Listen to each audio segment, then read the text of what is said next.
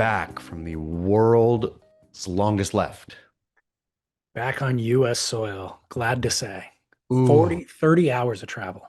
man, that is not easy to get to Chacama, Peru. It's not that bad. It's only like a 9-hour flight from California, but I missed my flight. I missed my connection flight. Oh, was it your fault or airline fault? Twas mine. Nice. Um, yeah, I'm gonna save most of the story for Barrel or Not. So stick around, listeners, if you want to hear about that. Great tease. We should do a better job of teasing the end of the show at the start of the show. We really should. And yeah, so it was the air or it was my fault, but I let the airline take blame, which involved a little white lie. Nice. I can't wait. I can't wait to find out what this was. Is the barrel or not telling little white lies? Yeah, yeah, it is. Okay, great. Great. Because we all do it.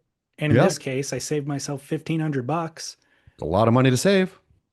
and there's no harm. I mean, there's no victim that I can tell. Well, I'll tell you who the victim is, the airlines. And guess who deserves to be victimized? The airlines.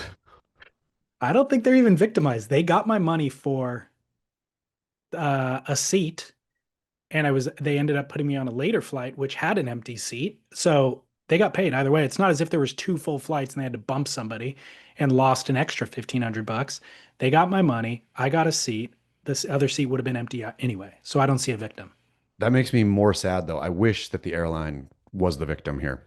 You know what? We'll figure out a way to victimize them by the end of the Good. show. Don't Good. you worry. Thank you. Thank you. If there's one thing we're good at, it's putting our heads together and solving a problem And making a victim. and making a victim for more many. So, anyways, it's the grit. It is February 5th, 2025. I got back at, February 5th. wait, You. what? February 5th. We jumped ahead. Or behind. Yeah, I suppose so. No, you said 2025. So we've jumped. Oh, yeah, we've jumped behind. Sorry.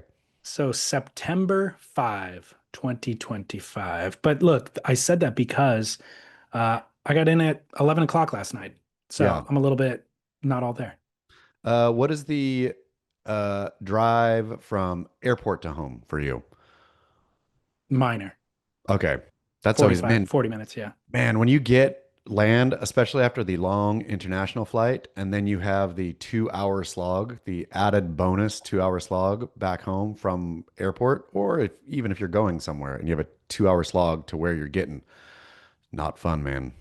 Dude, I've done that where you get home in the middle of the night at like LAX and then the freeway's closed. Yeah. Oh, And you so many times. and you're like, you've got to be freaking kidding me. I've Yeah. been traveling forever. I stink. I'm in the same clothes that I've been wearing for 2 days. And now I'm driving through like, you know, Gardena or Yeah. Watts or something in LA. And this is not cool. Yeah. No, awful. Yeah. Freeway But closures. but you know what else is kind of weird and maybe worth discussing is the weird state of mind that you can put yourself into during a travel leg.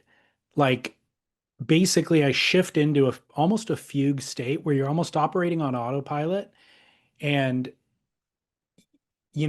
that extra to me, to be honest, that extra drive at the end is almost neither here nor there because I'm just in a different state of mind until I get home, showered, and then I can kind of shift into a different mindset. You're exactly right. Where the freeway closure, late land, slog home really bugs is on the like 6 hour flight, on the continental flight, when you don't have enough time to put yourself in the altered state. Well, you know where it bugs the most is when there's no flight. If you're just coming home from dinner and you got delayed on the freeway 2 hours, you'd be Mm, irate. But if yes. it's at the end of a 30-hour flight or a 30-hour kind of travel thing, and No then you get problem, another man. 2 hours, it's less problematic somehow. No problem, man. Super weird. I wonder if that's where Griffin Colapinto exists in the fugue travel state. If his whole manifestation and Jack Robinson's whole Zen thing, if both of them are not actually what they're pursuing, both of them are a product of those two traveling around the world nonstop and realizing, the way to do this is you just go in and then you watch movies and you don't care about anything and everything just happens. You don't get up or down, you just float. Okay, let's talk about it. The World Surf League wrapped up their 2025 season with finals day over the weekend. You and I covered it already over on Extra Fine Grit on Patreon. So, listeners, here's another sales pitch. Go over to Patreon. If you want to hear the deep dive the day after, go get that on Patreon. In depth with fresh, nerves still raw takes. Exactly. But we'll cover versions of it right here, right now. So Griff and Jack Robinson's meditation didn't do anything for them on this given day. Maybe Jack's or maybe Griff's actually did to get him through a couple of heats, but ultimately didn't manifest the reality that he had set for himself. And Jack's did absolutely diddly squat. And we've talked about their, whatever it is that they're into, meditation, self help, whatever it is, we're not sure, but we've talked about whatever it is they're studying and the successes that they've had based on it. Stab Magazine actually penned an entire article about it prior to finals day saying, is this their secret mojo? Do they have a cheat code, quote unquote, to win finals day? The results are in, they do not. So where do we stand now? Okay, so real simple. Keep your shit to yourself is where we stand now. The fact that I don't blame Jack as much because I don't know how much Jack talks about his Zen practice. Does he talk about it or do the No, announcers talk about it nonstop? we all talk about it. Okay, are you sure? I'm All, gonna I'm give all but sure. okay, I'm gonna give Jack a like not a pass because somebody knows. So he's either talking about it with Joe Turpel, who then talks about it on air, right? Because they talk Okay. about it with knowledge. They talk about it with, they're not guessing that, it seems like Jack has been studying, some kind of Eastern, I don't know, Eastern philosophy, so that he's into something, right? And the fact that you name your kid Zen, I suppose, is a dead giveaway that you're already talking about it too much, correct? Yeah, that's a good point. Okay. Griffin very clearly writes manifestos about his journey into, the alternative modalities of thinking, we'll call them. Uh, I am not blaming the Eastern religions or alternative modalities of thinking. I am blaming squarely Griffin and Jack for not being masters of any of this stuff, being at the probably the maximum level, like novice learners about this, and then acting like teachers or acting like, here, I'm going to show you the way too. I'm going to crack this door open for you and you walk through it. Except you're barely 3 steps ahead of the person right behind you, right? Now all of a sudden this looks stupid. Now all of a sudden you have Quicksilver releasing a mangled celebration of your second place, Griffin, of your second place second place loss, I suppose, second place finish that says manifest champion. What does that even begin to mean? So, all of this stuff now, all of what you are holding near and dear at this point in the journey of your life has become gobbledygook, has become like nonsense mantra garbage. And so that's what both Jack, I'll blame Jack here, I suppose. That's what both Jack and Griffin have done to something that's probably meaningful, right? They've taken it, they've kooked it. They have full adult learned philosophy. I would also bet that the actual guru of either of their modalities would probably say never to post the manifesto on Instagram. Yeah. Like whatever your journey is to your original point, it's yours and it's Yes. private. The moment that you turn it outward and public facing, it probably undermines the exact philosophy of what you're trying to accomplish here. So there's that. But I also wondered to uh, does it actually damage the brand a little bit? Like if you are into whatever it is and then it doesn't execute. Like if this is to me, this is they're selling this to us throughout the year as yeah, cheat code. This is magic. This is basically my magic I have in my pocket that nobody else has. And then when the magic doesn't work, it's almost as if it reveals, hey, that actually wasn't magic at all. You were just Yeah, that was snake oil. completely. I mean, I think less so for Jack because, again, I don't hear Jack talk about it. I just hear the booth talk about it. But it seems with Jack, it's more just Eastern religion, Eastern philosophy kind of stuff, which, whatever. Like that doesn't need sales. Griff's, on the other hand, is actually people selling books, right? It's Joe Dispenza. Or yeah, It's going to a weekend, paying the yeah. precisely. So Griff's, I think it absolutely damages the brand, especially if, and jury's still out, I suppose. Griff could go on and win multiple titles down the road using his power of positive thinking and manifestation and blah blah blah blah, right? So jury is still out, but at this point right here, he has advertised big time this specific kind of, or these specific kind of, people and books and products, and absolutely failed at both San Clemente. And you can't say absolutely failed at Fiji. He came from third to second, right? So he And won. finished. And you also can't say absolutely failed because he did finish the season second. So I think Yeah, that's what Quicksilver is pinning their success on. Is second is still a really impressive finish. it's not. And let's be Well, frank, it's not what he set out to do. yeah, it's not. And you can't say manifest champion. And when it's all about, like, if it was manifest second place, if Griff came into this year thinking, you know what? Baby steps, man. Like I made it to the final five at San Clemente last year. This year, I want to end in the top two. And then next year, I want to manifest champion, which is like, anyway, it's all silly and stupid and completely watering down and cheapening. Once you have Quicksilver putting it on a poster without any, whichever brand manager at Quicksilver said, okay, this is our thing for Griffin. This is what he's putting out. This is resonating with the audience a bit. There's chatter about it. This is it. So now all of a sudden it's a pure marketing tool. The brand manager at Quicksilver is not, you know what? I'm a Joe Dispenza follower too. I'm really liking this. Life is a. Have you ever listened to Joe Dispenza? Only when you told me to like 4 years ago. Yeah. Yeah. Life is moving. That's how Joe Dispenza talks for anyone. And it's all great. I'm a Joe Dispenza fan as much as the next guy. I haven't listened to it in a while, but used to put the kid right to sleep. Great. But it's all cheap now. It's all cheap in Griffin Colapinto's. And I don't mean this as a slight, but Griffin Colapinto's ignorant hands. Griffin Colapinto is, again, the vulnerable adult learning of deeper thought. And so, him being, and I suppose the fact that he's so shallow or so apparently shallow, people would say it's great. He's just like you're supposed to be this way, right? You're supposed to just be a porous membrane that stuff just goes right through. Well, Griffin, I suppose, as a porous membrane, appears to be great at that. I do like that you're differentiating Jack Robinson from Griffin because I think there is a major distinction.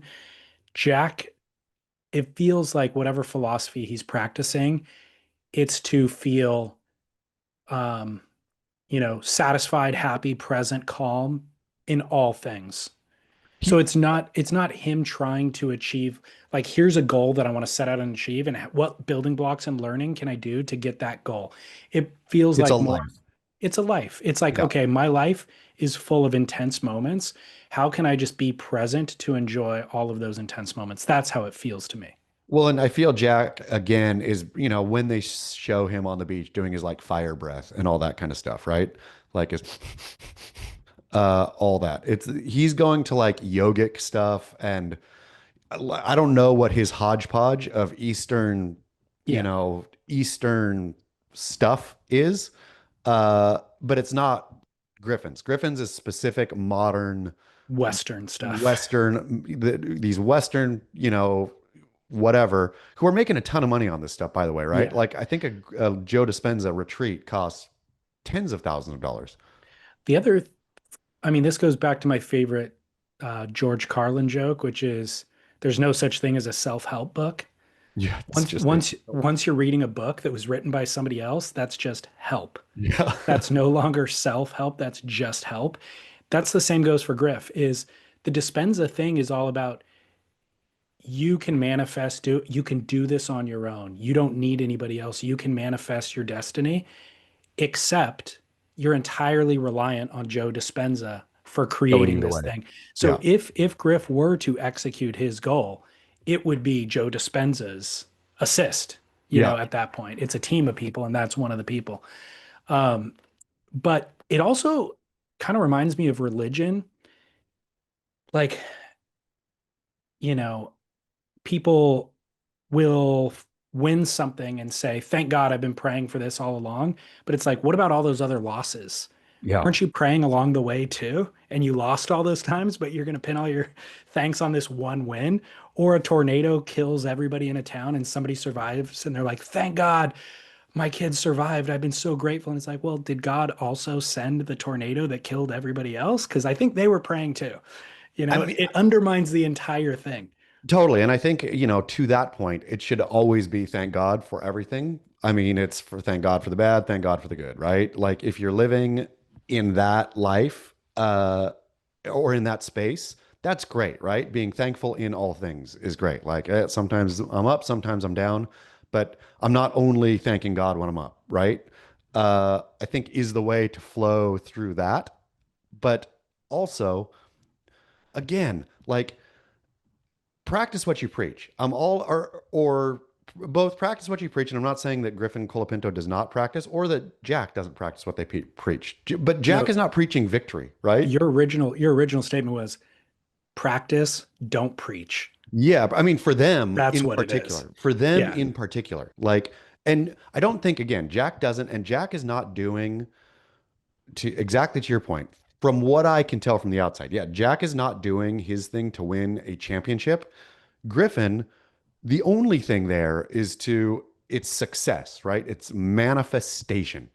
He's not manifesting second place finishes. And again, with Griffin in particular, I wonder what shiny object down the way is going to catch his attention. Jack doesn't seem to be on a shiny object. Jack just seems to have found a way.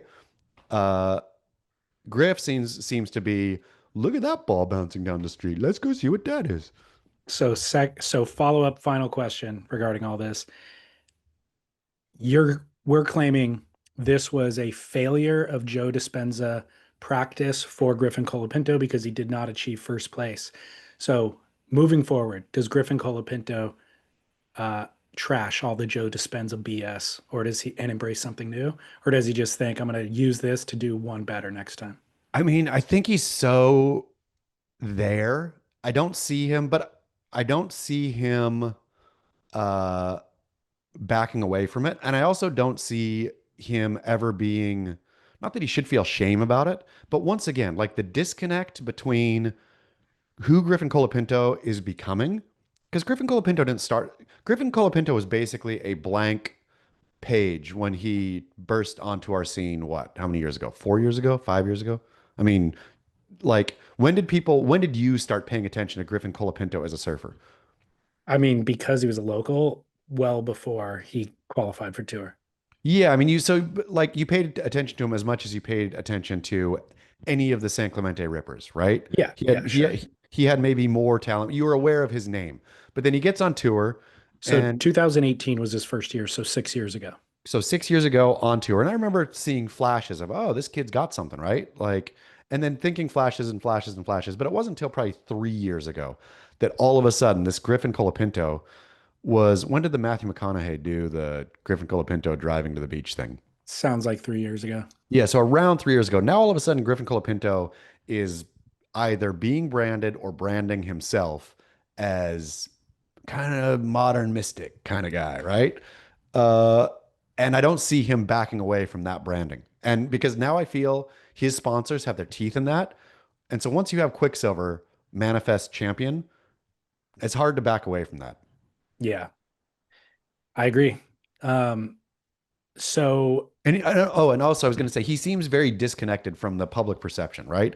Like people make fun of him or, light make fun making or heavy fun making for dating a high school girl, having a high school girlfriend, high school aged girlfriend.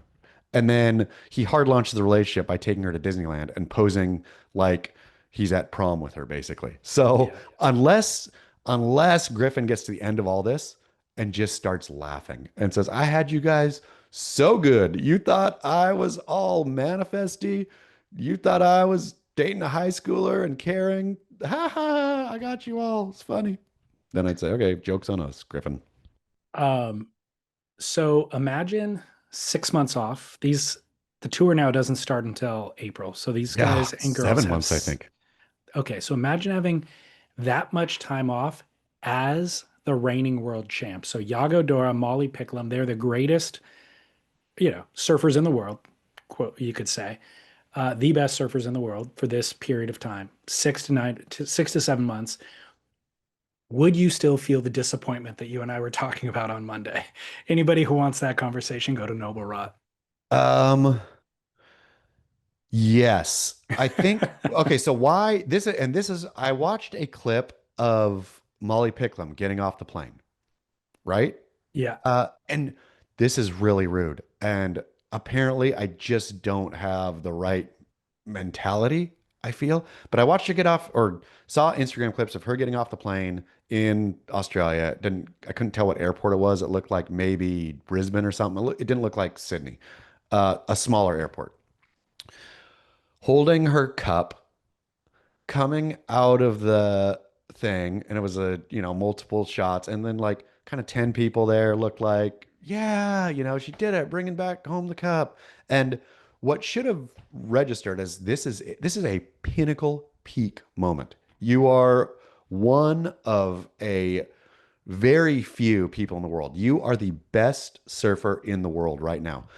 I also watched the Instagram clip put out by the WSL where you have Steph Gilmore. Welcome to the club, man. This is awesome. Who they had past champions, welcoming Molly Picklum to the champion club.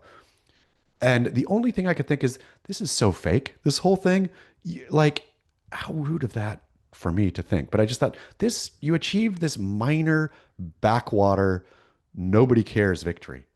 Like that's the disappointment I would feel if I was both Molly and Yago, is I would wake up the next morning and think, I poured my life into this. This is So so backwater.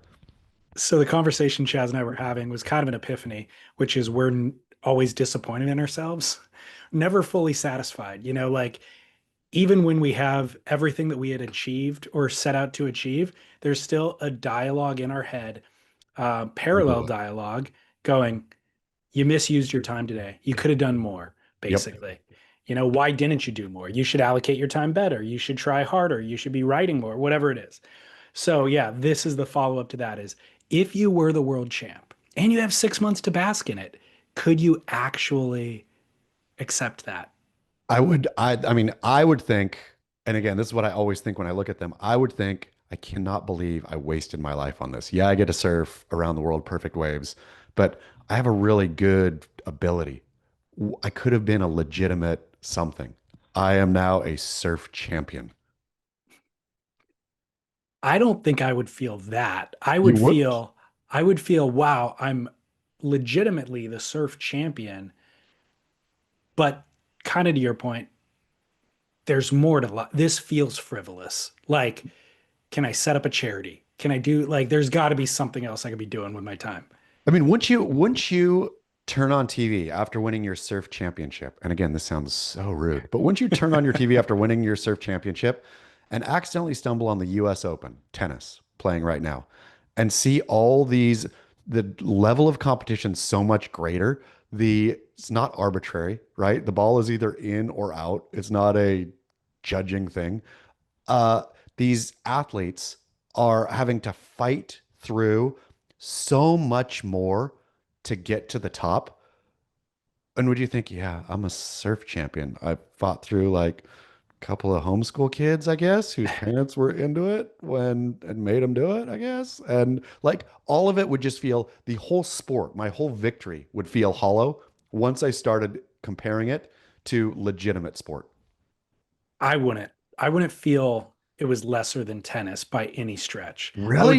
I would feel it was less noble than doing dental work in a third world country or something like that. Okay, what was I gonna I lost it. Okay. I had a real but yeah, to me it would feel like it would slap me in the face the next morning of the I was okay. Would you rather be World Surf League 2025 champion or have the clip that every surfer was talking about as best ever and like putting it up there like this is it's the best ever surf clip. It's like a section, not just one clip, but a section, a piece of content that every surfer around the world said this will never be passed. This is the best surfing we have ever seen ever. Name that clip. Give me an Uh example of it. like a 15-minute section in a, surf movie that don't Yeah, I exist. mean, I can't think of one though. I mean, like, look, Tom Curren's first wave at J Bay. Something like that. Something, but you had just gone and done it. More than just one wave. Like it's you, it's a wave of you, wrangling some chopu barrel, wave of you doing something crazy I guess somewhere, that. green bush. Yeah, I guess that would be more. I would rather have that be my legacy than winning a world title. Yeah, exactly. Yeah, Me too. yeah, And so yeah. do you think Yago wakes up and thinks, I should have chased world's greatest clip instead of Yago, he can do both. Yago could do both, but you think Yago retires now and goes and chases the world's greatest surf section? Not at the peak of his competitive career. I think How he many knows that he has time to do both. how many titles do you think Yago's got in him? I mean, look, I was surprised to see one. I still haven't quite wrapped my head around that, but I'm going to stick with one. Really? Yeah, The fact that he pulled one off makes me think because he has every tool in the bag for multiple, right? I mean, he is a well-rounded surfer. He ain't no Felipe Toledo.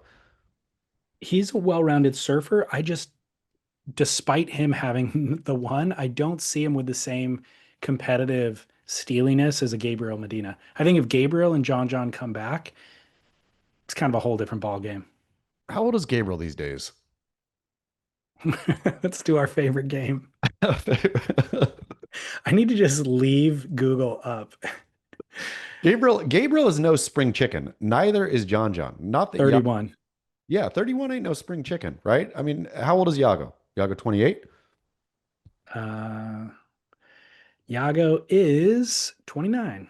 Yeah. Okay. So the difference between 29 and 31 ain't much. And I guess that's what would be the hard part for Yago. But Gabriel Medina also, I feel, is he's coming off an injury, and you see this happen in other sport, in real sport, of great athlete, still young. You think 30, 30 is a baby coming off an injury, and they're just never quite the same. And you lose the fire along the way somehow. It's just hard to get back into that state.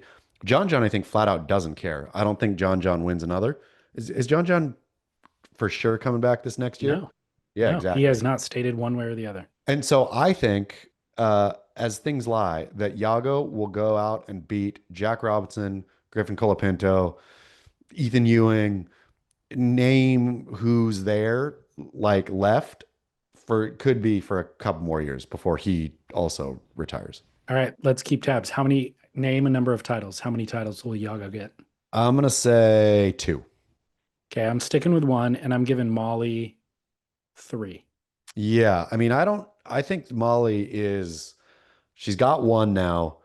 Uh, and I would like to see it's more exciting there because the battle between Caitlin and Molly is real, I think. Like both have won one each now. And this coming year, 7 months on, will be that'll be an exciting title race. I don't see an exciting title race on the men's side. Um, I do like the shift towards Yago because of his style and his well-roundedness. Like, you're right, that would be a cool if the tour shifts to reward those sort of things, and Yago is the pinnacle of that. I'm actually okay with that transition away from Felipe Toledo and Italo. But we'll see what happens. Another follow-up thought. Somebody said, "Hey guys, I thought your analysis was spot on about the finals." Again, this person's referring to Extra Fine Grit over on Patreon from Monday. He said, "But I'll add one thing, and I think it's noteworthy. Kelly Slater did not, in all caps, manage to crash the thing and hog all the attention or any attention at all. Do you think that he tried? Do you think that the WSL has had enough and they maybe blocked him? I thought the absence from his absence from finals day was conspicuous, despite him parking his own Mar-Lago offshore. Maybe he just shied away from the cameras and microphones, gave quiet, friendly advice when asked, and let the competitors have their moment in the spotlight like a gentleman. Discuss a listener work. Thank you for bringing this up. I was just thinking about this my very own self and a real conundrum, a mystery. Why in the world Kelly Slater goes to Good Waves, right? Yeah. This whole wait, the time he was there, if I recall, was there pumping swell when he got there? No. It was not exceptional the whole time. So he was there specifically for why would you schedule your family vacation when the World Surf League is there? So he purposefully was there for this, also did not appear on camera. So his presence there was useless for as far as marketing or World Surf League anything or I don't know anything, right? For that matter. Like he was not a value add. He did distract lightly the fact that he was there, but that's it. So what was he doing? Is this and my thought is uh when I was thinking about it, when in the Sam McIntosh uh missive where he detailed the theft of whose boards got stolen? Bob McTavish's quiver Bob for the McT electric acid surfboard test. that was supposed to be for Kelly Slater, and in there it was like Kelly, you never know what you're going to get, right? Kelly, he's uh, just all you can never really lock Kelly down because Kelly is operating purely whatever, outside of the bounds. And I was thinking, oh, not outside the bounds. Kelly is operating purely selfishly. And so if Kelly was supposed to actually be on the mic, but something popped up somewhere else, and Kelly's like, so long, suckers, and flew off. Like that Kelly doesn't know how to live a life that's not 100% indulging whatever he wants to do at any given moment. All right, I'll take the alternative take here. I think you have him pinned in your mind in such a way that it allows you to consider any other option. Because another equally viable option here is that he is the world's greatest fan, other than Karen Howard. He's the number two world's greatest surf fan. And Okay. so he wants to just be around it. Like he sees this is happening. These are all of his friends. It's his favorite place on earth. He just wants to go bask in it. And then, yeah, like the listener said, maybe give advice if he's asked quietly. I mean, when was the last time, though? This flies in the face of everything we know about Kelly Slater. When was the last time Kelly ever shied away from any kind of limelight? When was the last time Kelly Slater ever went to? So, two things here. When has he ever shied away from limelight? When has he ever purposefully gone to a place that didn't have a epic forecast for surf? I can answer both these questions. I think he shines away from limelights. He probably gets asked to do 5 times the amount of interviews he actually Oh, of engages in. course. Of Yes. course. I'll give you So that. But all those are work, right? If Kelly's maybe somewhere where he wants to be and there's a way to chime in, then he'll find his way into he'll be sitting at the bar when it's, oh, let's go interview Kelly. I think he indulges people who he sees with a sincere and earnest interest in engaging him in conversation. So you do see him pop up in random things like that. But like I said, I think he actually does shirk probably a lot more than he gets asked for. Oh, So, definitely that. so But then that's selfish. and option B, or the second part of your question of when does he go somewhere where it's not all about getting good surf? If you follow his Instagram in the last year, he is a changed man. He and his Family wife, vacation guy? yes, they're going on family vacations to Kona, or like some random, usually a beach destination, family trips without waves. Okay, so Kelly, okay. Well, I will step back from my rude and mean opinion about Kelly Slater and grant you that maybe he just wanted a family trip and he's such a fan of pro surfing that why not schedule the family trip when all his favorite people are in town? Hang on to your perspective, but I'm saying don't let it blockade new data that's Okay. coming in Okay. because I think that this very well may have been because we were talking probably last week where I'm like, yeah, he has this yacht, or his buddy sent a yacht, Yep. and we are discussing who's paying for people stay, and it's like, and your suggestion was, oh yeah, the WSL definitely had Kelly come because he's going to be a commentator. Yeah. Well, he wasn't in the booth commentating, No. so that's new data, which is the WSL did not pay him to be there, presumably, so he was just there, and I think the most logical Occam's razor would say he is a surf fan fanning out. I got another wrinkle here. Okay. So what if rich buddy who brought sailed yacht in from New Zealand? That guy is WSL super fan. He wants to be there. What better entree into super fan world than being able to buy Kelly Slater to hang out with you for 10 days? Guaranteed, there's no way to tease that stuff apart. Yep, that's it. That stuff happens all the time. So that's why he was there. The billionaire friend said, "Hey, come out. I'll fly, send the PJ, you and family, come out to Fiji." And that was probably good enough for Kelly Slater. And oh, I bet also, here I've just we figured everything out here. Uh, this billionaire with the yacht is also a wave pool investor. And so Kelly Slater got flown for free to Fiji on a private jet to have cocktails on a yacht to glad hand billionaire investor for a future wave pool project somewhere else. So it's just win-win for Kelly Slater. That's what he was doing. Done, dusted. Potential future investor. Just greasing the wheels here. Yeah, glad handing. Glad handing. Um, Speaking of the world's biggest surf fan, Karen Howard, how I don't know if we've ever even discussed this, but how much of a bummer is it for all the Karens of the world to have their name what is the word? Appropriated. Misappropriated, I Yeah. guess, as meaning the person who's going to complain to the manager. Man, because I'll tell you who the last person to complain to the manager would be Karen Howard. Yeah, totally. It's a Like, shame. absolute shame. Make Karen great again. Seriously. Yeah. What a bummer for Karens of the world. Um, Adjacent to that adjacent point, do you watch cart narcs on Instagram? No. Do people send you the videos of cart narcs? No. I've never even heard Cartnarks. It's this huge account. This guy's been doing it for years where he basically shames people for leaving their shopping cart Oh, outside of I've been the, sent a couple. Yeah. Yes, yes, yeah. yes, yes. And he's really funny and he's got like a couple of sayings. He calls them lazy bones, like, oh, you didn't put your cart back. You're a lazy bones. And he just Yeah. always says that. And then the whole point of his account is to get people riled up. And I mean, if they attack him, that's a golden video. You know what I Yes. mean? And the people have no idea. They're just playing into his hands. Um, I just bring that up because there's lots of quote Karens who get featured in those Cartnark videos. But as people have sent them to me in relation to our shopping cart conversations here, I've been secretly waiting to get caught by a Cartnark because I want to have the debate with him. I mean, it would be the best because they wouldn't post it because No, he wouldn't post it. it would undermine their entire Instagram kingdom that they built, right? If you Totally. calmly said, "Hey man, I'm doing the biggest favor ever." I mean, maybe they'd post it to try to see if it was gonna cause, reaction.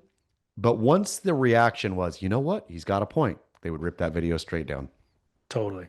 But how good would that be? Maybe He wouldn't see it coming. no. He thinks that his logic is infallible.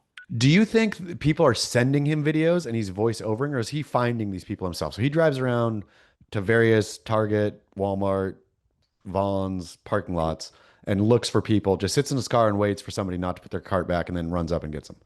Correct. It's easy work. Yeah. It's way easier than having people send you videos because people always leave the carts out. And he's apparently in Southern California, but he's doing it, I've noticed, in more increasingly dangerous areas. Hmm. So he'll be like in a gang area and I mean, he's going to get shot at some point. I mean, does he want to get stabbed? Is that going to be peak engagement? I think that's kind of where he's headed. Smart. Good job, Cartnark. I notice he'll also do it to people who are not athletic, So so he okay. can outrun them a little bit. Good job. Smart. But mace goes far, bullets go far. So Do people just get rage filled that he is dare challenging them? yeah. And well, what he does is he has these Cartnark um, magnets. So he'll throw a magnet on the car. You can like chuck it from like 5 feet away, of course, and Yeah. it'll just stick. And then they're like irate because he quote touched their car. Yeah, So they'll yeah, get yeah. it and they'll throw it and he'll be like, "You're littering, you're a litter bug, that's illegal," He'll start harassing him that way. The thing is, because he's a professional at this, he's got 10 quips for any one infuriated like outburst that they have. The truth of this matter here is that he is right though. With the people he's getting, if you get angry, then you are a lazy bones. You are cutting corners and screwing people in your whole life because you think that the right thing to do is put the cart back. That's why I wouldn't be irate at all. I'd be like, heck yeah, I'm pushing this thing as far away as I can. Think about that guy in there. Think about what he's doing, right? But the people getting mad, those are people who are crap in their lives, probably as well. I agree. Okay, we've got a couple of heady things to get into that are going to take a quite a bit of discussion, rather. So let's go ahead and move on from Cartnarks, from Kelly, from the WSL Finals Day. If it comes back up, feel free to share thoughts. But we have a Veyer tools to live by. Chaz and I are both wearing our very different. He's got a dive watch. I've got it's like I think they call it a racing watch. It's for if you're into racing cars, apparently you need this watch. Anyways, go to VeyerWatches.com/surf splendor. We'll save you 15% off your beautiful timepiece. I get regular compliments from grocery store clerks, from randos. What watch you wearing? And There you yeah, go. I used to surprise me. Now I think, you know what? It's not surprising. It's a beautiful watch. And guess what, grocery store clerk? You can afford one too. And we'll save you Exactly. 15%. For you. All right, listener call. Hey, what up? This is for the grit for tools to live by, powered by Veyer watches. So I'm suiting up this morning and watching this guy do a full-on yoga routine on the beach to get ready to paddle out. And obviously I'm feeling disgust and disdain for the guy. Then I got to thinking, well, I got nothing against stretching. I stretch at home, out of sight. What is it about surf-related stuff that has many of us stuck at 13 years old from a personal development perspective, where you have anything other than board, wetsuit, maybe crusty towel? We're judging our fellow man in a way that we wouldn't for pretty much every other walk of life. Why is it that evolution-wise, on a personal level, surfing seems to hold us back? Should we evolve in this area, or should we hold on to this one little bit of teenage ire that hasn't grown up with the rest of us? All right, what do you think? Work. So that is a great question because initially I was like, oh, this is a question about yoga on the beach. But he's right. That is not the question. It's about why are we personally developmentally stunted? This is one of my favorite calls that we've ever had on the show. It It's is, this it's the central conceit for the entire show, it goes basically. to the very depth of what we do here. And Truly. as I was listening to him, I was on the journey. I was feeling disdain for Yoga Man at the start because I thought it was going to be that too. And my initial, I was like, okay, tools to live by is back to is do that crap at home, Yoga Man. You don't need to, you're doing it on the beach performatively. You are the Griffin Colapinto of pre-surf preparation. You want everybody to see you because otherwise you would have done it at home and then you would have worked through like a light stretching if you drove and tightened up or something, before you paddle out. So you're performative. That's stupid. Don't be performatively anything. But to the root of his question, it is important. That is stupid. There is stuff that's stupid out there. We are so beaten down into openness and non-judgmentalness, and oftentimes it is good, right? Like he's exactly right. In our lives, we should evolve. We should look at things from other perspectives. We should think deeply about other people and why they're doing what they're doing and allow grace and allow that we don't know everything and allow that I need to learn. I need to better myself. There's other ways of being, not in surfing, man. So exactly, this is where you get to keep it because there is the perfect way to surf. And that is crusty. That is simple. That is, you don't make a big deal of it. That is, you don't bring extra stinking rinse kits and all that crap.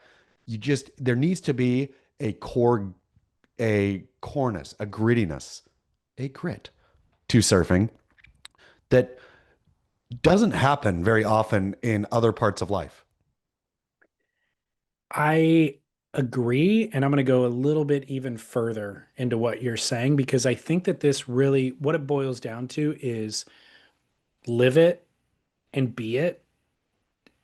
Don't showcase it. Don't pose about it. And there's Yes. something about the more posing that you are, the more showcasing that you're doing, we mentally are doing this math, and it's like you're losing credibility as a surfer with each step. So what it really is for those of us viewing these things is we all, once you really get bit by the surf bug, we all wish that we could live a life centered around surfing. All of our time is dedicated towards focusing on when the waves are pumping and we'll be out there, and then the time we're not out there is all focused on being prepped to be out there. But that's not what a lot of us are able to do. So that version of that, by the way, would be you emerge from the jungle when pipeline is firing, and then you go out there and you get shacked with minimal effort, a la Jerry Lopez. Jerry Lopez in that era exemplified that thing. He was doing yoga at home, by the way. You would never Yeah, even but see him until he was paddling for a set wave. you only understood the Jerry Lopez yoga thing way after the fact, right? Then Yes. everybody started or talking about it and just, all that kind of stuff, featuring it. So we've had endless calls coming through on the listener line where Tom Curran magically emerges in the lineup, and not even he emerges in a bottom turn. It's you're paddling for a wave thinking that you have priority, and you glance over and Tom's doing a bottom turn. You're like, whoa, I didn't even see him on the beach. I didn't see him paddle out. He just manifested. Yep. So, same thing with Jerry back in the day, which was you never saw him doing anything showy on the beach. Just when pipe was firing, all of a sudden he's paddling into a wave effortlessly and then soul arching in a barrel. So, that is what we're all kind of talking about here. Let your surfing do the talking. That's one end of the spectrum. Once you start showcasing what's to come, you have a surf sticker on your car when you show up at the beach. You get out, you have a surf tattoo on your arm. You show up, you put your grass mat down and you pull out your sawhorses to put your board on so that you can wax them. You are now just one step. You're not one step removed from Jerry. You're one step removed from the local who never paddles out and just sits there talking about surfing all the time. And so we all fit somewhere on that sliding scale. And what this guy is saying is there's something in his brain, some old vestige in his brain that is taking a tally of everything. And once you do something other than rip the crap out of a set wave, you're moving on that spectrum towards crusty local who never paddles out.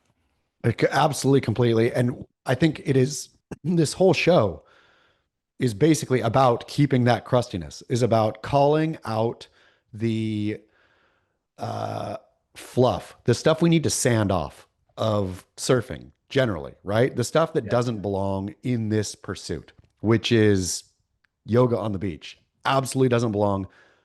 Don't grow and try to think, you know what? I should probably do that too. That's probably a healthy, good thing for me to participate in. No, keep that ire about that dude. So I would like to take a moment to pause and acknowledge the hypocrisy that you and I are the ultimate culprits because we spend 90 minutes a week only talking about it and not doing the thing. So, but that's the sword that we fall on for you, the listeners, just to have some entertainment throughout the course of your week. We're Yep. sucking it up for you. Just being So, abject hypocrites. The worst thing to be just for you. um, so my question to you is, should we be more evolved than this? Should we feel less judgment towards fellow man? In other areas of life, yes. In surfing, no. And we should come out hot anti and then have to be proven wrong. See, or maybe not proven wrong, but uh challenged, see the longfish. Which we'll get to in a second. Exactly. But I we should come in negative, and usually negative holds. Sometimes, like, what's the most recent thing that we were both wrong about? Came in hotly, of course, you don't do this. shoes, not being barefoot. Yes, precisely. Okay, so there's things like this, right? And then you come out, heck no, you see a barefoot dude, stupid poser, gross, yoga, blah, blah, blah, whatever you want to say. Put those shoes on. God made shoes for that reason. blah, blah, blah, blah. But then lo and behold, we were wrong. So, but you start negative. By the way, James in San Diego is the one who sent that email about being shoeless James in San Diego. And he was in Peru with me this last week, and I forgot to even take note whether he had shoes on or not. You did not observe James from San Diego's either shod or bare foots. I really did not, and I should have. Yeah. I'm sorry. I'm sure hopefully other people on the trip did. Yeah. If they connected the dots to that's who he was. Yeah. Well, I take great pride in trying to be an evolved man and learn new things, all that kind of stuff. But I think that we maintain this vestige in this one example because the reason why surfers do this is because it's actually very accurate. Us seeing the person doing yoga, ultimately, we want more waves when we paddle out. And so all of these micro assessments are assessing their surfing ability and prowess. And so seeing that person do yoga, you're making a mental note going, oh, one step removed from Jerry. You think yoga equates you with Jerry? No, the fact you're doing it in my face means you're removed from Jerry, which means I'm more likely to get a set wave, and I'm going to apply that once I paddle out. Worse for me, even worse for me. Uh, I'm looking for reasons to burn people. And so if I see a supper, a soft topper, dude doing yoga on the beach, dude like fully having some weird prep in the parking lot, I'm making mental notes of not whether I surf better you than you or not. I'm just saying, do I have a right to burn you? Because it's hard for me to actually burn someone. Is it hard for you? Yeah, totally. When like Unless it's accidental. yeah, exactly. If I see somebody, even if it's like a bogged out kook coming down the line, I'll be paddling thinking this guy's gonna fully blow this wave, and it'd be so. And it's to get over the ledge is tough. That's why I need the mental thing in place. Because if I see that's yoga, dude, then I got no problem just dropping straight in. There you go. So the reason why we apply these what seem like crude and primitive forms of whatever stereotyping is because they are super effective in assessing somebody's ability and then also in us getting more of this finite resource. Yes. So So that's why keep we it. continue it. Grow. Last piece of advice, Veyer tool to live by. Grow everywhere else. Shrink in surfing. I think keep in mind we're not saying that person doing yoga on the beach is a bad human being. No, I'm going to say he's a bad surfer. We're only applying it to whether or not he will get more waves than us or be, I'm going to say just though, how the interaction in the lineup will go, but it has nothing to do with character assessment. little bit though, little bit. The person doing yoga on the performative yoga on the beach before a surf, I don't, you're gonna you're already off on a wrong foot. You're gonna have to prove me wrong about your personal life later. You're tripping. No way. If I see a dude doing performative yoga on the beach, and I don't know that this guy was doing performative yoga, but if you're on the beach doing full on yoga, you're doing it performatively. You are doing performative yoga. Nope. That's fine. But what if that is the aforementioned dentist going to the third world countries to provide cleft palate surgeries? Great for them. That's not performative. They're actually doing something. What is this I know. person doing? What is this person achieving for mankind by doing performative yoga on the beach before surf? He's saying, look at me. Look at how in touch I am with my internal organs. Look at how evolved I am. All of this. That is a billboard. It's the Griffin Colapinto of the average surfer. I totally disagree on this one. So you're saying of all the people who have ever done yoga on the beach before they go surfing, you could lump them in as poor characters. Yes. Yes. If they're doing full on, I'm not just saying stretching. I'm not saying like, going and touching their toes and doing that back twisty thing that people love to do. I'm talking about yoga. I'm talking about sitting lotus or sitting zazen, doing the breathing back straight, downward dog to, whatever the Vinyasa, whatever it's called. What's it called? The flow, Vinyasa flow, Yeah, vinyasa. Vinyasa flow. Doing that. Yes. That is a All poor right. character. All right. We will remain divided on this. You stick with it.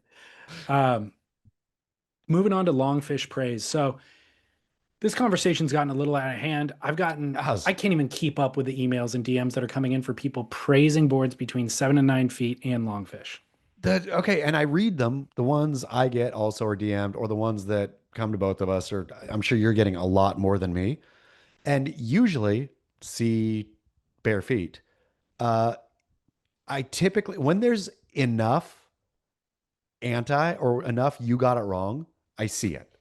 This one I still can't see. I still don't know. And I've people have talked specifically about chipping into waves earlier and da da da da da. Or but every situation, I mean, should we just get right into the readings? I will get into the readings, but I think I've identified what's going on here. What? Your and my mentality, and yours more than mine, is so Southern California centric with you ride certain waves and then and yours is also very shortboard centric. It's so hard to understand anything else. And even this short trip to Peru, where these waves are different, I'm like, oh my God, like a 8 foot longfish would probably be the ideal board out there. Okay, so and this is, I guess, one of the emails will come in, or one I think that will get read. When I read it, I was thinking, I don't. If it was like that, I wouldn't want to be out there. So to your point, like I don't want to surf at all costs. If it's not a kind of surfing I want to do, then I'd rather not. Right? If it's a kind of surfing that suits the longfish, I'll pass. I think you're going to come around to that style of surfing. I mean, well, to Devin and Karen Howard's point, I love my 6'10" mid, which I never thought I would. And there's a full-on time and a place for that mid. There's a time and a place where that is the perfect board for the conditions. Uh, but that is also the perfect board for the longfish conditions. Yeah, so it's 2 inches short of the limit for you, which is perfect. Yeah. So first one comes through, says DLS and Chaz. First off, thank you for the continued shout outs and kind words. You guys are the best. Uh, this is from Shay Soma in Central California, surfboard shaper of Soma Special Designs. He goes on to say, I'm writing on 2 topics today. One, to weigh in on the utility of boards in the 8 to 9 foot range. And number 2, to seek your expert counsel on a surf quandary I recently experienced. Number 1, first topic. First off, the subject of 8 to 9 foot surfboards. In my own experience, I've sampled several longfish over the years, and from those that I've tried, the best use that I can think of is a long, soft breaking wave, such as Sano or Cardiff, where a distinct peak and soft shoulder would allow for wrapping turns from the flats back to the pocket, and the rolling nature of the waves would benefit from a wider overall template, especially through the rail or through the tail. Unfortunately, where I live is severely lacking in user-friendly points and reefs that are so prevalent south of here.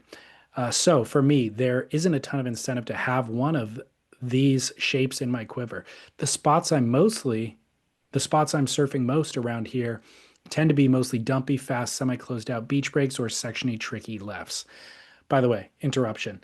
I've gotten other emails with people saying bigger good waves are the ideal for that style of board. And then they gave examples. So just note that. And also bigger bad waves. There you go. I mean, So, Huntington closed out basically Huntington Beach. right. Okay. So Shay goes on to say, so while I can't personally vouch for these fishes in a variety of, or in a range, size ranges, it just so happens that one of my favorite boards of the last few years has been a 8-1 single fin. The shape is a narrower template with a rounded pin tail, rolled bottom transitioning to panel V and a slight rocker lift off the tail, flattening the V behind the fin. A medium foiled, rounder shaped rail, soft in the front, 3/4 with a tucked edge, beginning ahead of the center fin and running off the tail, and overall low rocker. Credit where credit's due. It's big inspiration from Mark Andrini on the approach to this sort of shape. In short, the shape is a displacement hull, but with a fuller rail and more friendly rocker than the extreme versions of their shape favored by Point Breaks surfers that have refined the shape over the years into a super knifey UFO-esque disc that have become synonymous with this style of shape, mostly associated with Greg Little and Klaus Jones. While those boards have amazing performance attributes that make them addictingly fun, in long lined up points of Malibu and Rincon, etc. If the waves happen to be not a perfect point break, the returns tend to diminish rather quickly, at least for myself, but I digress. I read all of that because I find it to be pretty informative and helpful. Shay goes on to say, my Magic 8-1 has been my favorite board for the following reasons. Number one, it paddles and catches waves extremely easily, and due to the longer length, it can glide in a beat earlier than any shorter board, even my beloved Mini Super, and allow for glider style takeoffs way out the back. Number two, it accelerates and trims with basically zero effort. I tend to shape and surf these boards that have an inherent trim speed that allows for a surfer to get up to planing speed and match the wave's pace, not by pumping as much as just letting the shape find its line and allowing it to project. I grew up mostly longboarding, so it's much more natural way for me to surf than pumping a high performance shortboard. This shape is no exception. Number three, the wave range for this shape is massive, from knee high and mushy to 3 times overhead. And this is a board that can truly do it all. A very nice desert island type shape that basically makes all conditions fun and surfable. The shape basically surfs like a glider, but in a smaller package. It wants to surf off the tail, so in smaller waves, you'd rather focus on turns and trimming as opposed to nose riding in a traditional style longboard. This is the shape for you. And in bigger and hollower surf, the board holds extremely well too. Definitely some of my most memorable tubes in the last few years have been on this shape. Number four, at 8'1", it can easily punch through even fairly maxed out beach breaks. Any longer, and getting through these types of bigger waves, with no channel quickly becomes extremely difficult. The extreme length gliders definitely have a lot of appeal for me personally, but due to the wave conditions here, I don't have a lot of opportunity to ride that style of board. In short, this board paddles great, goes fast, catches anything, and is extremely versatile in waves 1 to 12 feet. The subject also brings to mind the notion of, quote, performance surfing versus surfing for pleasure. The notion of performance, by definition, conjures the presence of an audience. To perform is an attempt to please others. Note to self. To please the other, note to self. Or not, I'm sorry, not the self. To please others, not the self. Thus, we find ourselves trying to do, quote, tricks as some kind of gymnastic display of athleticism. Of course, there's an inherent pleasure to accomplishing an athletic feat, but ultimately you find yourself asking a friend, how did that look? Or checking the Surfline rewind cam to check if it felt as good as or if it looked as good as it actually felt. The older I get, the stupider this seems to me. Here, I say, by the way. If it felt good, it was good. Ultimately, who are we performing for? Why question a thing that immediately brought us joy on the merit of its own experience? Surfing an 8-1 single fin is firmly in the category of surfing for pleasure, not performance. It will never be as visually impressive as a full rotation air, but to impose that criteria into this whole class of, quote, alternative shapes is entirely missing the point of pleasure surfing. What makes the Magic 8-1 a pleasure to surf ultimately is the way that it makes me feel personally to surf it. At the end of the day, it's a shape that I'm connecting with in this present moment, and that's really all the validation I need. That said, here's a YouTube link, irony noted, LOL, of me surfing on an average winter day a few years ago. If memory serves, this was my third session I had on it.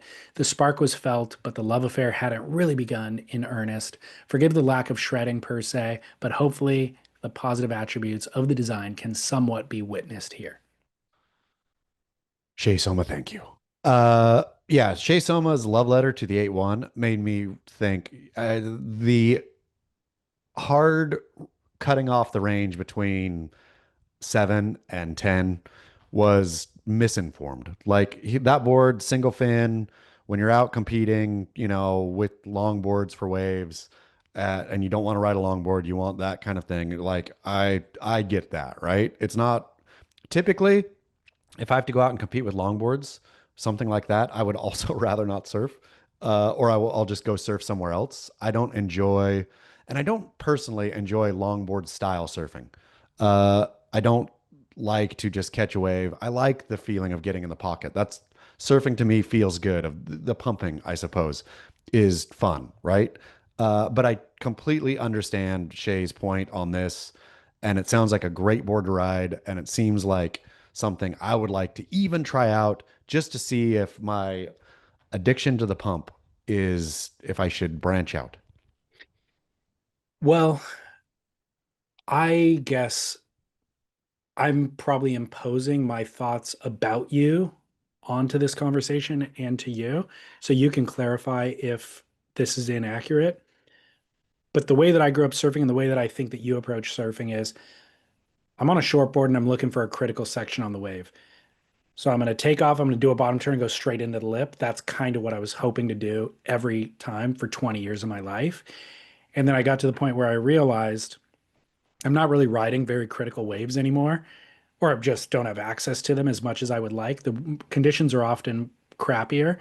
And there's a bunch of other waves out there doing other things than what I was trying to do. And now that I'm riding these other boards, I can actually access different parts on those waves. So again, Chicamo is kind of the perfect example of that because the wave has slow, lolly sections, and then it has other sections that are running really fast. And if you're on the right board, you don't have to pump through the lull to get to that point and then hope to do a snap in that exact moment when the lip presents itself.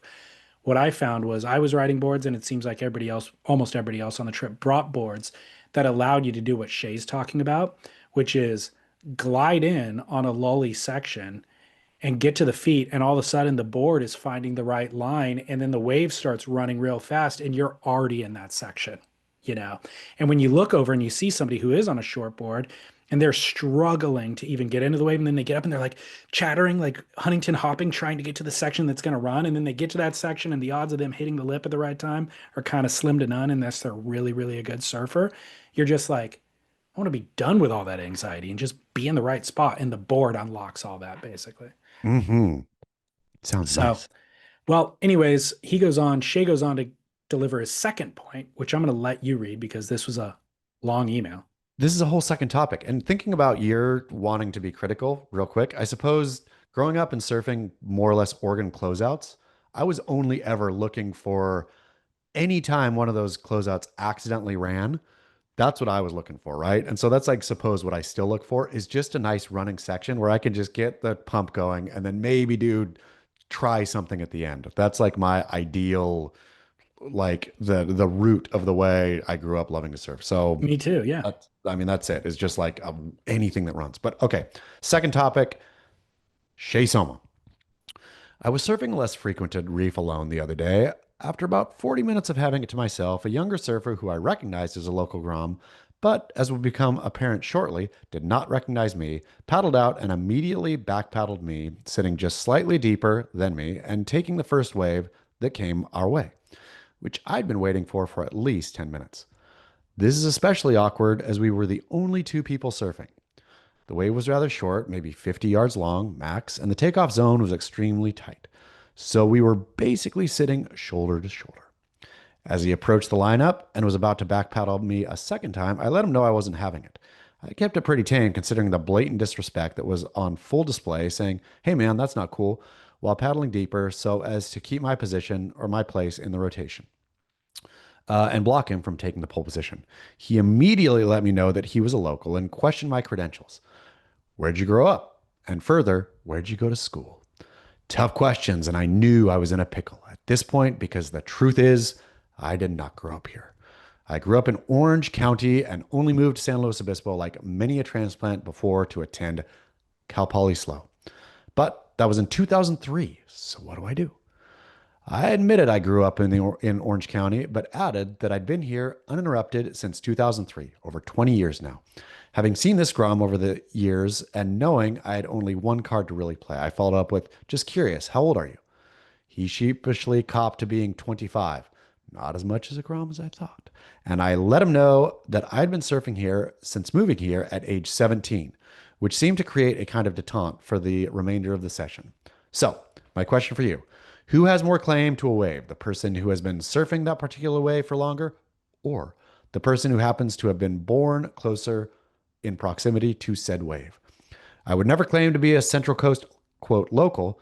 My formative years were spent in Orange County, as mentioned, and steeped in 90s surf culture. So I know better than to presume I'll ever be anything but a transplant here. However, I've been surfing a wave since before you could wipe your own ass. I do feel a certain claim to retain my priority over you for the choicest of set waves. Am I wrong? Is this the presumptuous entitlement of a middle-aged man speaking? Or does the weight of experience surpass the privilege of proximity? Help. David Lee. It's a tough one. Not I really. well, it's tough because I did not grow up at a specific spot and don't claim local status. So my perspective is from that. Yet anytime we have this conversation, there is a faction of people who are just like, if you weren't born there, you're not a local. Doesn't matter. 20 years, 30 years, does not matter. Locals get priority. I hear that argument and I understand that. And Shay's not calling himself a local in this, calling yourself a local is one thing.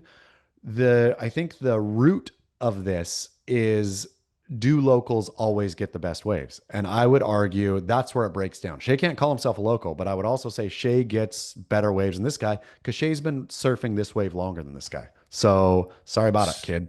No, but by my argument, the local would say that kid is the local. That's what I'm saying though, but So I'm saying the Shay can never call himself a local. That is true.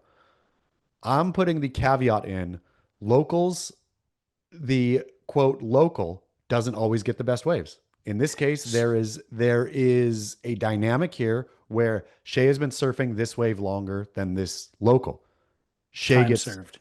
time surfed. So time surfed is what is the ultimate uh, kind of measurement that we're going to use, I guess, moving forward. So time surfed, if there's a local who's been there for 20, surfing for 21 years, then they're in line in front of Shay. But Exactly. Shay is in line over the kid who's been surfing for 17 years. I use it at the end of Welcome to Paradise, Now Go to Hell, a Joan Didion quote about loving something so much that you basically reshape it, and it becomes yours in a crazy way. You love it that much, right? So to be somewhere for a long time means you have loved this place. To be surfing a wave, like if Shay was if he was talking about any wave in San Luis, right? If he was talking about any wave on the Central Coast, he's not. He's talking about a specific wave here that, lesser known. He's only out with one other guy that he has been surfing for 20 odd years. So I'm going to say Shay Soma, not a local, but has wrenched this wave and made it his own. And that trumps younger local, does not trump older local who has made it his own longer than Shay. The other reason I side with Shay in this argument or in this email is because I don't like this kid. Yeah. This kid, I don't do this, and I can't imagine if I was a local that I would do this. I would never paddle out right past the one person sitting there and cut in line basically. Even if I was more local than that person, and even if I knew that person was a kook, I would still sit behind them just because it's rude. They've been sitting there the whole time, and then get it all sorted out within the first run of waves. As soon as that first run of waves comes, you see pretty clearly where you guys stack up in terms of surfability, and then it's fair game at that point, you know?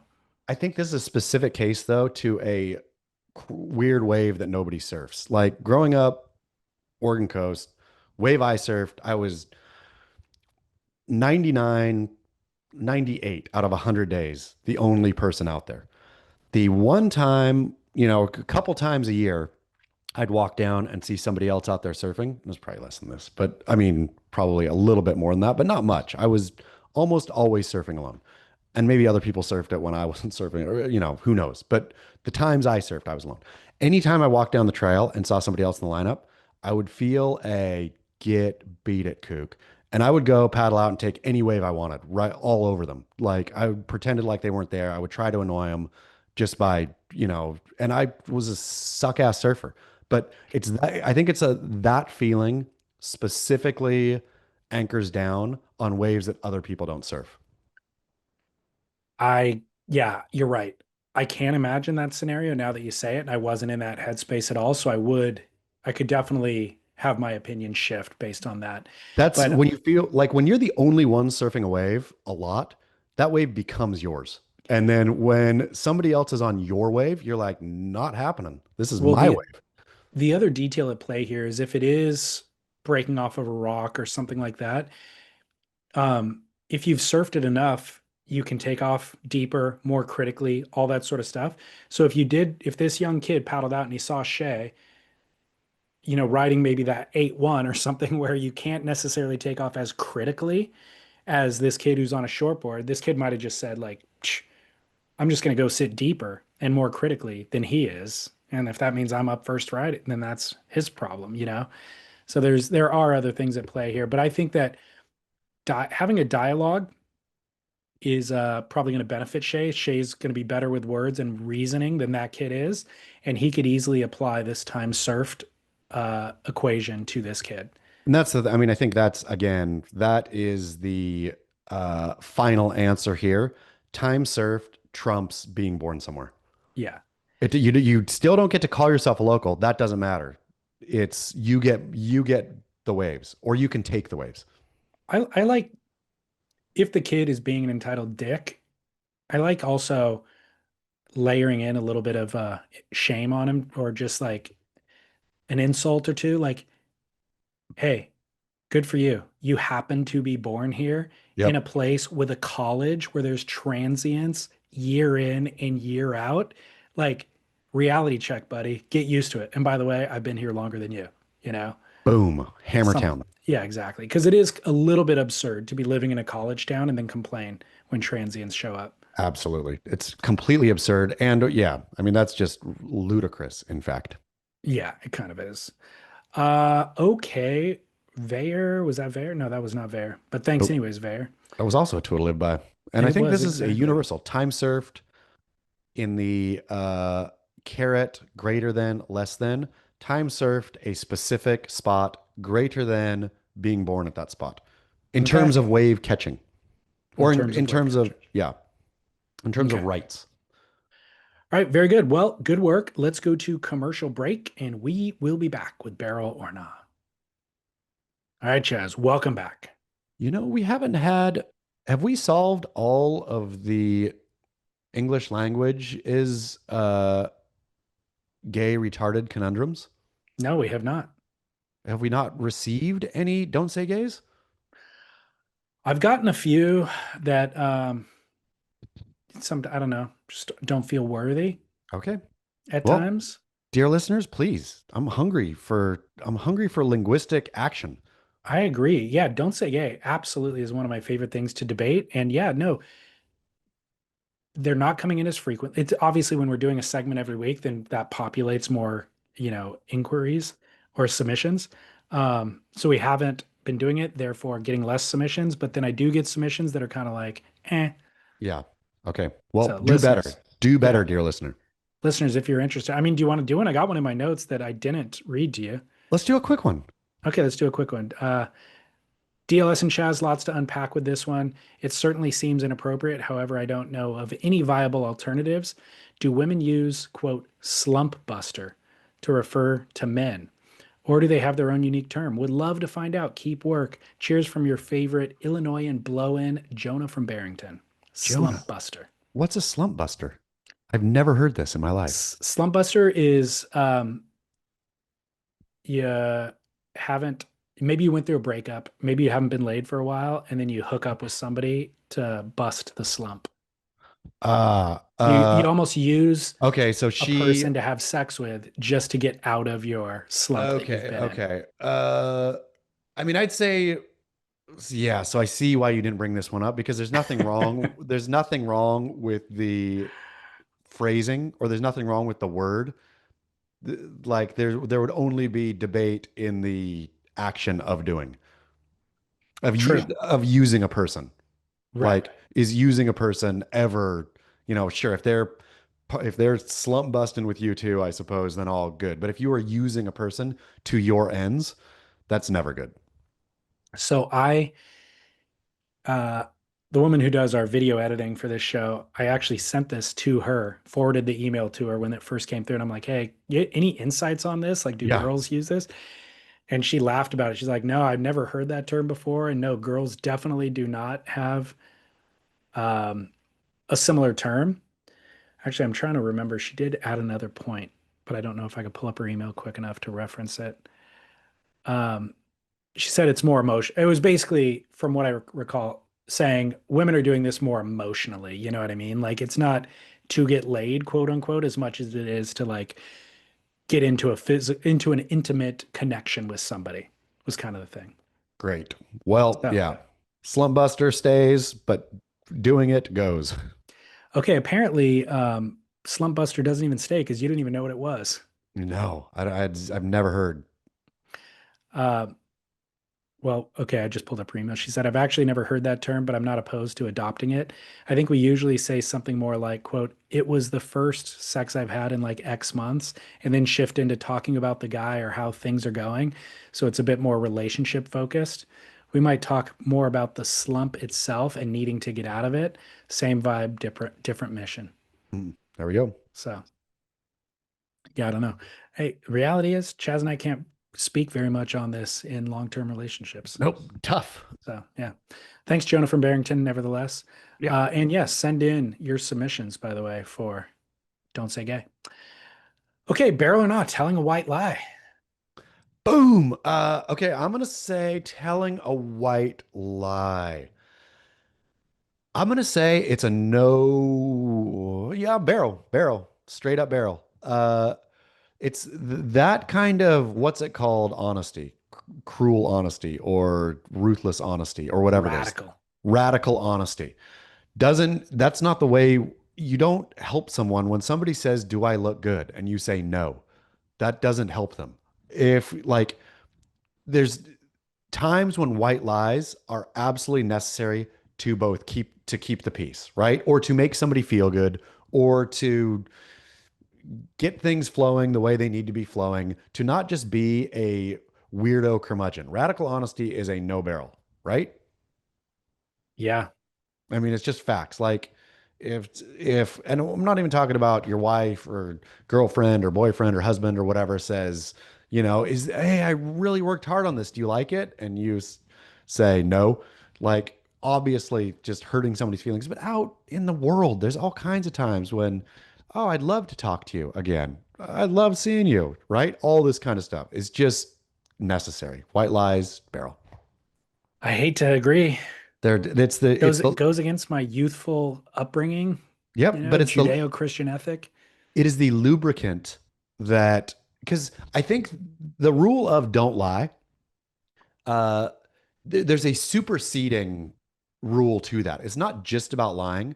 I think it's about loving your neighbor as yourself, right? Which is the second greatest commandment.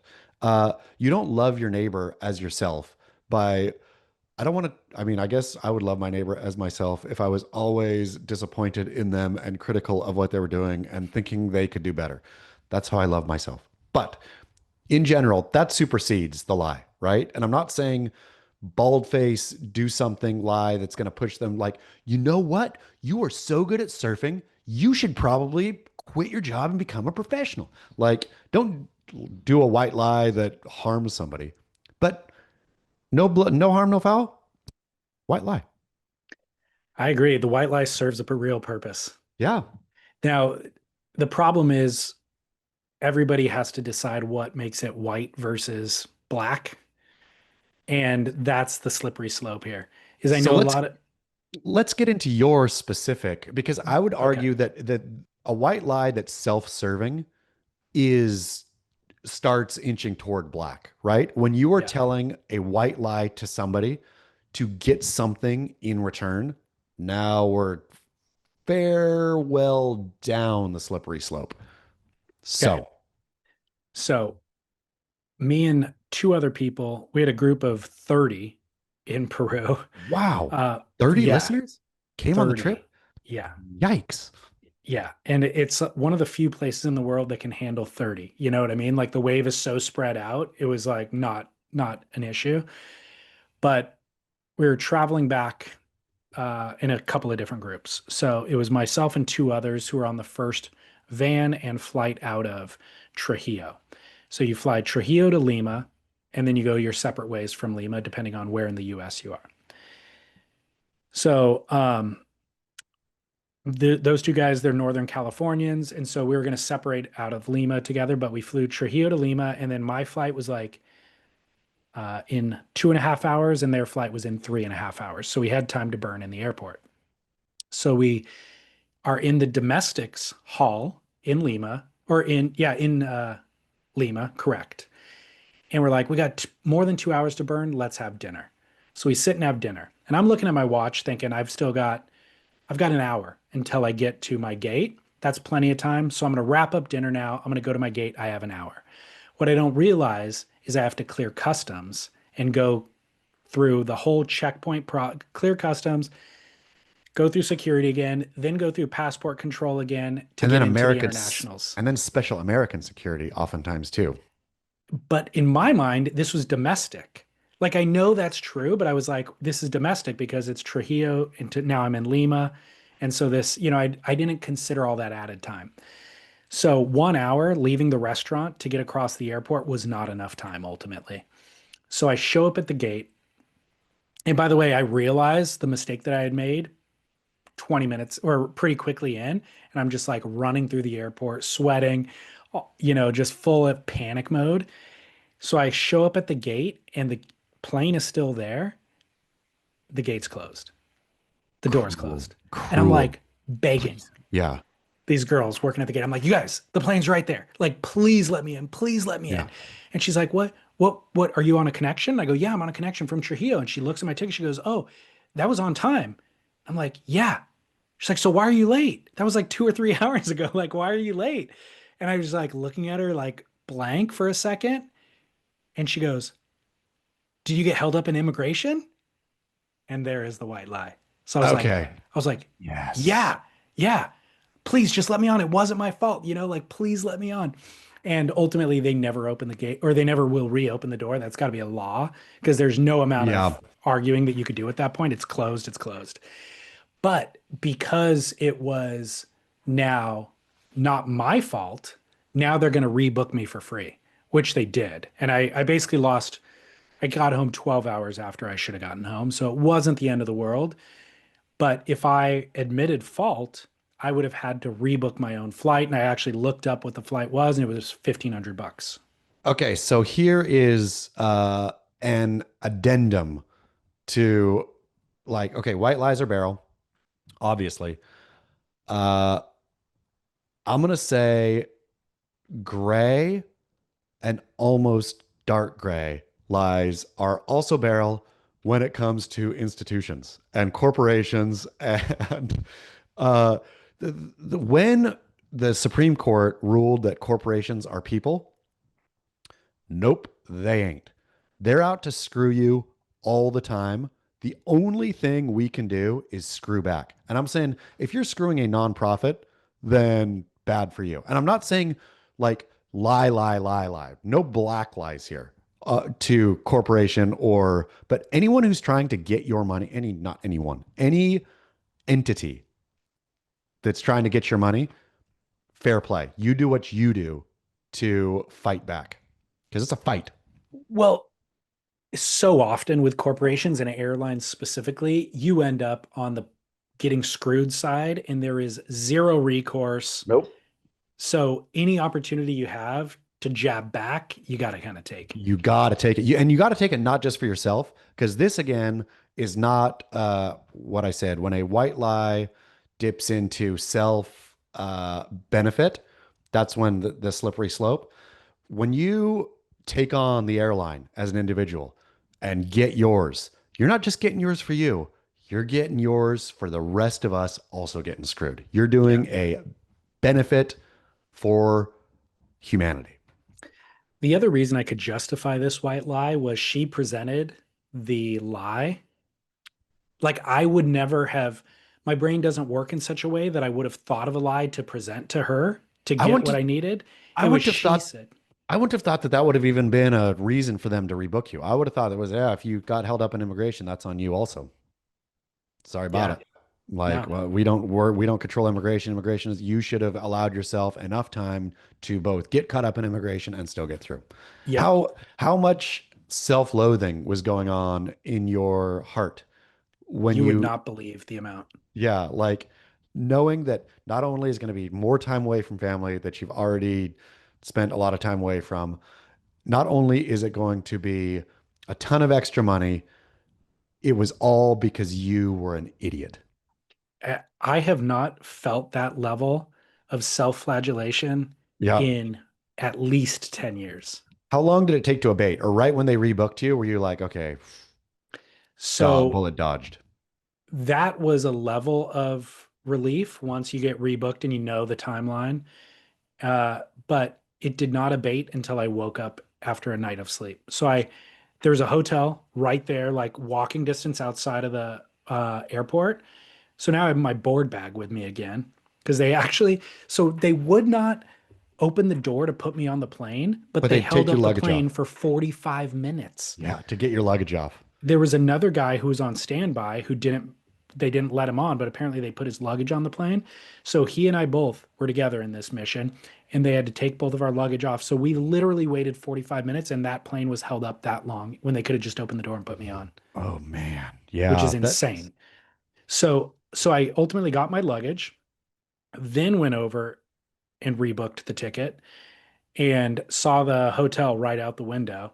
And I'm like, okay, cool. But now I'm lugging my board bag over to the hotel, pissed. Got to the hotel. I'm like, you know what? At least I have a hotel. I'm not sleeping in an airport. So showered, still went to bed pissed. When I woke up in the morning, feeling like, well rested, basically, life was back on track at life was that back on point. track. Yeah. Yeah. Yeah. I mean, sleeping in the airport, if you had to spend 12 hours sleeping in the airport, oof, tough. The worst. Yep. Yeah. Anyways, we're into white line approved barrel. Barrel or not, hiking.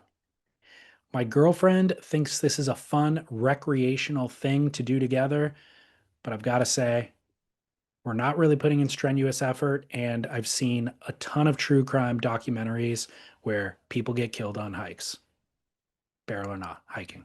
Man, this is just like so wonderful daughter Ava's longtime boyfriend. Both of them are real hikers.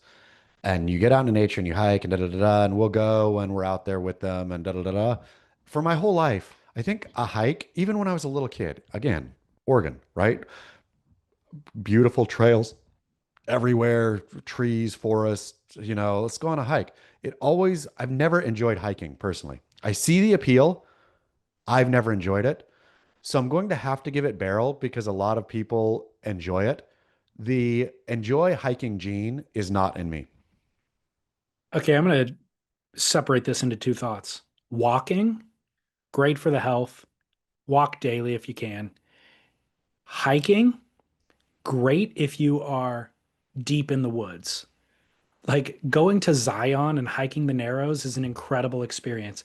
But all the interim of like, there's a meadow in Irvine we can go hike through. I'm like, no, just go for a walk after dinner for 20 minutes. That's equally good. I stumbled right upon it while you were speaking. Walking without a destination is no barrel. Uh, or hiking just to do a circle is no barrel. If you're hiking point A to point B, barrel. And I'm going to go further and say, even the point A to point B, I need some real outdoorsiness. Like, Well, if yeah, there is a sure. mountain, you're climbing elevation, there's some strenuous thing. But if you're just going on a extended walk in a grassy meadow, I'm not into it. No, exactly. But that's no point and no destination. Where are you ending up, right? I'm saying if you are in a cabin and there's another cabin 20 kilometers away and you're going to walk there, fantastic. That is like you are going somewhere and hiking, quote unquote. Yeah, I'm going to say no barrel on hiking. The no barrel on hiking, going and walking pointlessly in the woods or a meadow or anywhere, walking pointlessly is no barrel. Go somewhere. I agree with you. For the exact same reason, no barrel on hiking, unless we're talking a legit hike. And if I'm going to say legit hike, but I'm going to still say destination, like Yeah. and it doesn't have to be a physical place. If you are hiking into the woods to camp at a lake and then you're hiking back out, fantastic. Don't no circles, No, I'm ending up where I started Okay. after 30 minutes or after 3 hours of walking in the I woods. think that No. sums up I think that sums up my ire too of like we're just going to go on a recreational meandering in the flatland woods. Yeah. No. Out, No out. barrel. Yeah. Okay, good. Glad we can agree on that. No barrel. Barrel or not locking your car for safety. I don't know where my wife got this, but she believes that if you don't lock your car, a thief is liable to open it and shuffle around, but not break a window. So she does not lock her car at night. That's insane reasoning right there. I mean, your why that's uh why do you think a thief is going to break your window? Um, this is kind of a convoluted email, but I just kind of gave you the sum of it. Um, Do they have a like a really cool stereo? I mean, what do they have that what do they have that they're willing to have stolen as opposed to having the window broken? Like I think a thief to break a car window to get something, they really you have to leave your purse. you'd have to see a laptop sitting there on the front seat. Yes, you have to Yeah. see something. Thieves don't go around breaking windows to check out what's there. What I have seen is thieves checking handles. Exactly. Thieves check And if handles a lot. and if the handle is locked, they move to the next car. I mean, I wish that I used to feel this way in small towns. A lot of Oregon for me, this show, but Coos Bay, Oregon, of don't lock the door of your house, get your Christmas present stolen. You also don't lock your car because all of this is making you look wimpy. It makes you like all, I'm locking everything up. That's the way I felt, right? Nah, you're a tough guy. You don't lock stuff up. You just live and let live. Uh, this day and age, you gotta lock. Well, I would love to live in a society where you didn't have to lock, but that's just, you know, we did up until a certain point, and then it hit a critical mass. And what was that guy's? The Night Stalker showed up and started slaughtering innocent families. And it's kind of like, well, gone are the days of yore. Time to lock the doors. The aforementioned boyfriend of daughter, he keeps getting stuff stolen from his car because he doesn't lock his car. And There you go. daughter's like, why aren't you lock? Like, I don't know if he forgets. I don't know what the reasoning is, but that's why the stuff gets stolen. Thieves don't break windows. Thieves check handles. If, look, if you do happen to get your window broken, that is a far less likely thing than what we're talking about. So If you it, ha it can happen, but it's very unlikely. if you happen to get your window broken, that was going to happen either way. Correct. Correct. Yeah, yeah. Like there was no mitigating broken window. So is he leaving expensive value or is he leaving valuables in plain sight? No, boyfriend? Yeah. No, he Why is gets his car like, getting broken into? I mean, it's because he leaves it open. So it just thief comes by or methy, whoever comes by, checks handle, goes in and steals, whatever. If he has a couple bucks in the cup holder, or he's not getting anything valuable stolen. I think a backpack, There's something like, my point is I don't leave anything in my car no, ever. no, no, no. I mean, even I used to think it was ridiculous, that wife would do this. So when we had the pickup truck and we have the flat shell, I don't know what, cover on the back, and then lock the tailgate. And so when we would go somewhere in that truck, she would take her purse, if she wasn't going to take it in or whatever, like had any kind of perceived value, and make me put it in the bed of the truck and then lock the tailgate. And I was like, this is idiotic. And then just this last trip to Utah, I was like, oh, I get it. I fully get it. Like, of course, you don't have a trunk. And so, which I used to think ran about putting stuff in the trunk too. But I was thinking, I'm going to put your purse in the dirty bed of a pickup truck. But also, it's true. If you don't see anything in a car, nobody's bashing windows to see if something's there. People see something and then possibly bash a window. And the truck bed thing has to be probably more bulletproof than the cab of the truck, right? Yeah, I mean, I think there's just no window there. And so But if even somebody's, still, it's constructed in such a way that it would be very difficult to get open. yeah, yeah, you'd have to, I mean, I guess you could get your fingers or screwdriver or something and pry that flat lid over is probably not that big to pop Okay. whatever that mechanism is. But if you Yeah. don't see something, nobody's going to effort, is what I'm saying. Thieves No. are lazy. Thieves either check a handle or see a purse on the seat, and but nobody's gambling. No thief is gambling. I agree. Lock the car, lock the house. Simple. Just make it one layer harder. Yeah, that's it. And it doesn't even have to be that hard. Your house is full of windows too. If you lock your door, you think, if I lock my door, I'm going to get my windows broken. Nope. Nope. Thieves are lazy. Exactly. Sounds like somebody who had a broken window once and they were like, never again. Yeah, the hassle. I had to Yeah. shop vac all those shards off my seat. Yeah. I have had to do that one time in Portugal. Me too. Safe flat repair. Yeah, it's a real bummer. All right. Well, good show today, Chaz. I guess we'll be back together on Monday, huh? Over on Noble Rot. Sure will. No Barat and some Patreon. So I forwarded you an email that came from Liz in Portugal about Noble Rot. I think that subject matter of feeling eternal disappointment with oneself is going to be we're gonna stick with it and litigate it for years to Great. come. Okay, did you send the email already? I haven't I seen it. forwarded the email. It was a listener call, and then while we were sitting here talking, I got another one via text message, voice memo. So I'll forward that one too. People are really, it resonates with people. Disappointment Part 2 coming up on Noborot Monday. Tune in. And if you haven't tuned in, go tune into the disappointment conversation from this week. It's the plague of the middle-aged male, I think, and maybe female. Yeah, To if Liz's Liz, point. if Liz is coming in swinging, Yeah, it really is interesting.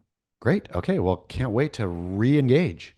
All right, I'll see you over there on Monday. Listeners, have a wonderful weekend. Until then, Keep work. all right, thank you very much.